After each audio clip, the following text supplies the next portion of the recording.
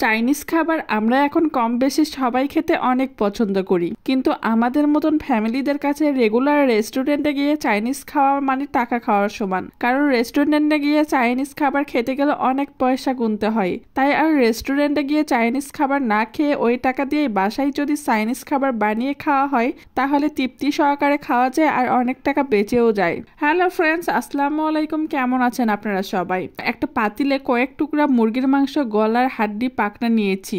এরপর এর ভিতরে দিয়ে দিয়েছি 2টা তেজপাতা, 3-4 টুকরা দারচিনি, 2-3টা সাদা ফল, 4-5টা গোলমরিচ, 1 টেবিল চামচের মতন আদা রসুন বাটা, 1 চামচের মতন লবণ আর পরিমাণ মতো পানি দিয়ে সবগুলো আমি 15 থেকে 20 মিনিটের মতন জাল করে নিব।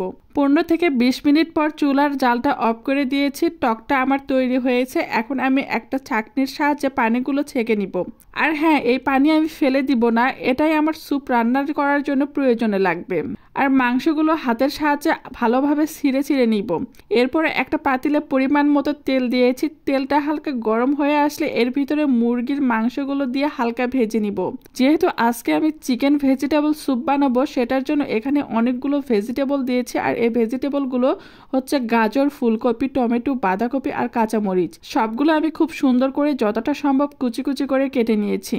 এখন আমি মাংসের ভিতরে কাঁচামরিচ দিয়ে আবারও হালকা ভেজে নিব। এরপর বাঁধাকপি কুচি দিয়ে হালকা নেড়েচেড়ে এর উপর দিয়ে দিব গাজর, ফুলকপি আর টমেটো। সবগুলো উপকরণ দিয়ে ভালোভাবে নাড়াচাড়া করে হালকা ভেজে নিচ্ছি। খুব মিডিয়াম আঁচে সবজিগুলো ভেজে নিতে হবে, যেন কোনো সবজি পুড়ে না যায় আবার নিচে ধরে না যায়। ভেজিটেবল স্যুপ আমার খেতে ভীষণ ভালো লাগে। এটা স্বাস্থ্যের জন্যও অনেক উপকার। আর কয়েক ধরনের ভেজিটেবল দিয়ে এই স্যুপ রান্না করা হয়, এজন্য দেখতেও অনেক কালারফুল হয়। সবজিগুলো ভেজে নিয়েছি। এই পর্যায়ে সবজিগুলোর ভেতরে সামান্য পরিমাণ লবণ দিয়ে দিলাম। লবণ দিয়ে আবারও ভালোভাবে নাড়াচাড়া করে নিচ্ছি। এখন আমি এর ভিতরে দিয়ে দিব আগে থেকে রান্না করে রাখা টকগুলো দিয়ে 10 থেকে 15 মিনিটের মতন রান্না করে নিব। এরপর এর ভিতরে দিব 2 টেবিল চামচ টমেটো সস দিয়ে ভালোভাবে অনবরত স্যুপগুলো নাড়তে হবে, যেন টমেটো সস স্যুপের সাথে খুব ভালোভাবে মিক্সড হয়ে যায়।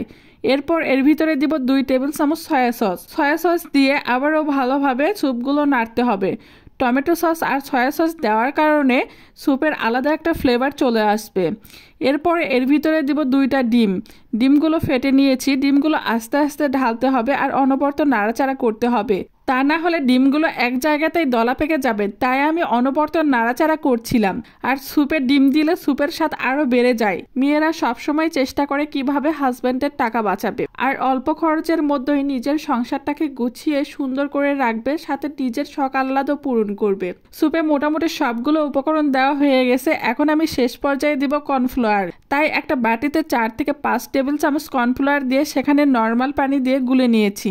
এরপরে এই কর্নফ্লাওয়ারগুলো আস্তে আস্তে স্যুপের ভিতরে দেব আর অনবরত নাড়াচাড়া করব। তা না হলে কর্নফ্লাওয়ারগুলো এক জায়গায় দলা পেকে থাকবে। কর্নফ্লাওয়ারগুলো যদি দলা পেকে থাকে তাহলে স্যুপের ঘনত্বটা পারফেক্ট হয় না। তাই কর্নফ্লাওয়ার একটু একটু করে ঢালতেছি আর অনবরত নাড়াচাড়া করে নিচ্ছি। যে টাকা দিয়ে বাইরে গিয়ে চাইনিজ খাবার খাবো, সেই টাকা দিয়ে বাসায় যদি রেস্টুরেন্টের মতন চিকেন ভেজিটেবল স্যুপ বানিয়ে দেই তাহলে টাকাটাও বাঁচবে আর আরাম করে বাসায় বসে থেকে খাওয়াও হবে। বর আমার কথা শুনে তো অনেক খুশি। সে আমাকে বলছিল, তুমি কেউ রেস্টুরেন্টের মতন করে চিকেন ভেজিটেবল স্যুপ বাসায় বানাতে পারবে? আমি বরকে বললাম, হ্যাঁ আমি পারবো। 5 থেকে 10 মিনিট রান্না করার পর চুলার জালটা অফ করে দিব। শীতের ভিতরে স্যুপ খেতে যেরকম সুস্বাদু, আর এটা আমাদের হেলথের জন্য অনেক উপকার দেয়। তাই আর দেরি না করে আপনিও বাসায় বানিয়ে ফেলুন রেস্টুরেন্টের মতো করে, রেস্টুরেন্টের স্বাদে চিকেন ভেজিটেবল স্যুপ। এরপর একটা বাটিতে স্যুপ উঠিয়ে পরিবেশন করব।